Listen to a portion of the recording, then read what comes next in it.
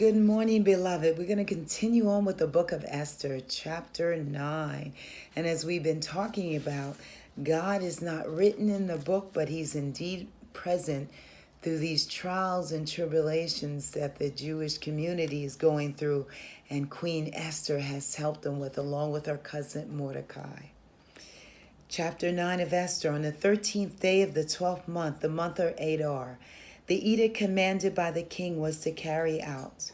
On this day, the enemies of the Jews had hoped to overpower them. But now the tables were turned and the Jews got the upper hand over those who hated them.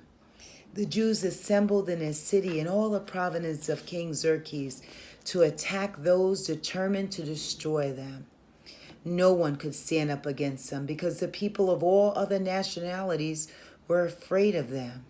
And all the nobles of the province, the satraps, the governor, the king's administrators helped the Jews because fear of Mordecai had seized them. Mordecai was prominent in the palace. His reputation spread throughout the province and he became more and more powerful. The Jews struck down all their enemies with the sword, killing and destroying them. They did what they pleased to those who hated them. In the citadel of Susa, the Jews killed and destroyed 500 men. They also killed Parsanthera, Delphon, Aspara, Parata, Adelia, Aridetha, Parmesheri, Arisai, Eridai, and Vazetha. The 10 sons of Haman, the son of Hamadatha, the enemy of the Jews, but they did not lay their hands on the plunder. The number of those killed in the citadel of Susa was reported to the king that same day. The king said to the queen Esther, the Jews were killed and destroyed. The Jews have killed and destroyed 500 men and 10 sons of Haman in the citadel of Susa. What have they done in the rest of the king's provinces? Now what is your petition? It will be given to you. What is your request? It will also be granted. If it pleases the king, Esther announced, give the Jews in Susa permission to carry out this day. Eat it, and tomorrow also, and let Haman 10 sons be impaled on the poles. So the king commanded that this be done, and an edict was issued in Susa, and they impaled the 10 sons of Haman. The Jews in Susa came together on the 14th day of the month of Adar, and they put to death in Susa 300 men. But they did not lay their hands on the plunder. Meanwhile, the remainder of the Jews who were in the king's province also assembled to protect themselves and get relief from their enemies. They killed 75,000 of them, but did not lay their hands on the plunder. This happened on the 13th day of the month of Adar. And on the 14th they rested and made it a day of feasting and joy. The Jews in Susa, however, had assembled on the 13th and 14th. And then on the 15th they rested and made it a day of feasting and joy. That is why rural Jews, those living in villages, observe the 14th of the month of Adar as a day of joy and feasting, a day for giving presents to each other.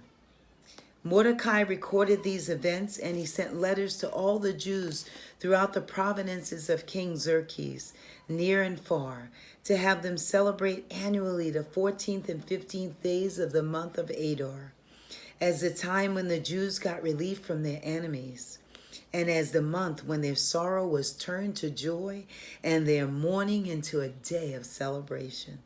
He wrote them to observe the days as the days of feasting and joy and giving presents of food to one another and gifts to the poor. So the Jews agreed to continue the celebration they had begun, doing what Mordecai had written to them. For Haman the son, the Agagite, the enemy of all the Jews, had plotted against the Jews to destroy them and to cast the pure for their ruin and destruction. But when the plot came to the king's attention, he issued written orders that the evil scheme Haman had devised against the Jews should come back on their own head, and that he and his sons should be impaled on the poles. Therefore these days were called Purim, from the word pure. Because of everything written in this letter and because of what they had seen and what had happened to them, the Jews took it on themselves to establish the custom that they and their descendants and all who join them should without fail observe these 2 days every day of the year in the way prescribed in the time appointed. These days should be remembered and observed in every generation, from every family, and in every province and every city. And these days of Purim should never fail to be celebrated by the Jews, nor should the memory of these days die out among their descendants. So Queen Esther, daughter of Abihail, along with Mordecai the Jew, wrote the full authority to confirm this second letter concerning Purim. And Mordecai sent letters to all the Jews in the 120 province of Xerxes' kingdom, words of goodwill and assurance, to establish these days of Purim as a designated time. And Mordecai the Jew and the Queen Esther had decreed for them. And as they established for themselves their descendants in regard to their times of fasting and lamentation, Esther's decree determined and confirmed these regulations about Purim. And it was written down in the records. Beloved, let us always remember and observe that God is in control.